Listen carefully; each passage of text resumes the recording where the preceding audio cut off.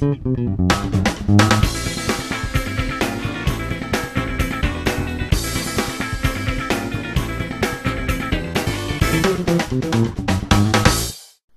me start this review right off the bat by saying that I've never seen the original to this film. The original, The Taking of Pelham 1, 2, 3.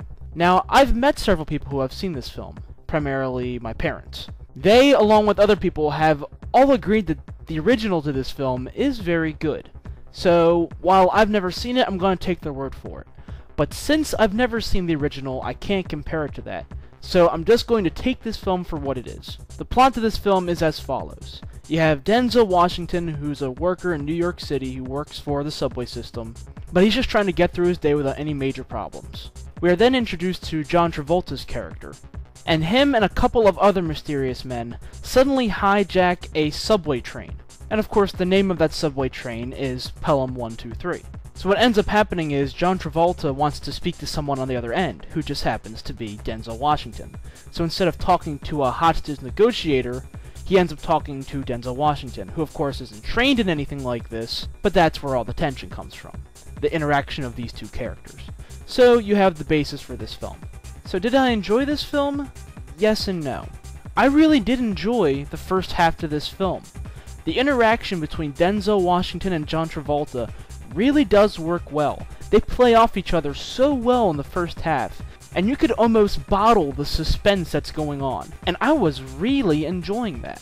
However, the second half of the film almost becomes a pure balls-out action flick, and I don't know why the director, Tony Scott, decided to do that.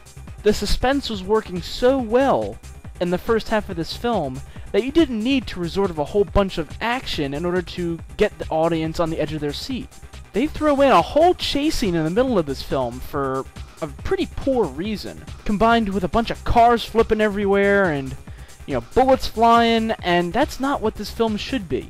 And at the end of this film, there is a really gratuitous shootout that just really didn't need to be in there. So apart from that, I can't really say much more about this film.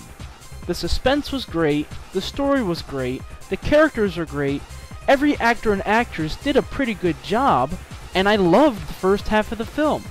But the second half is just like any other action film I've seen this summer. So if they had just somehow been able to copy and paste that first half and make it into the second half and actually finish with that good suspense we had in the first half, this would have been a great movie. But unfortunately, that's not the case. So, final rating.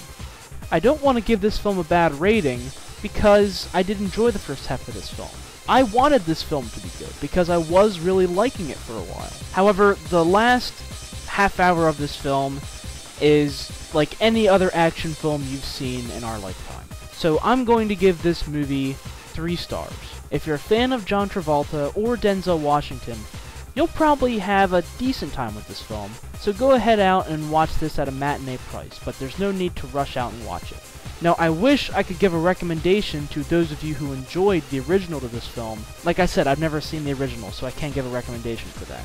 So, by itself, it's a pretty good film, but it's nothing to really get excited over. Let me end this review by saying that I'm sick and tired of seeing Denzel Washington in these parts. Honestly, he keeps getting typecast as this. The last 3 or 4 films I've seen him in, I'm pretty sure he's been either a cop / hostage negotiator / bodyguard of some sort. And while he's always employed in different areas and different careers, it's the exact same part.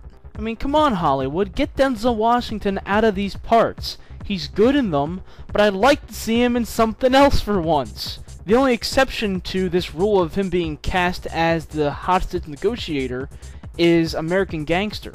And I'm surprised the makers of that movie didn't throw in hostages randomly somewhere just so Denzel Washington could free a few more. So, take care.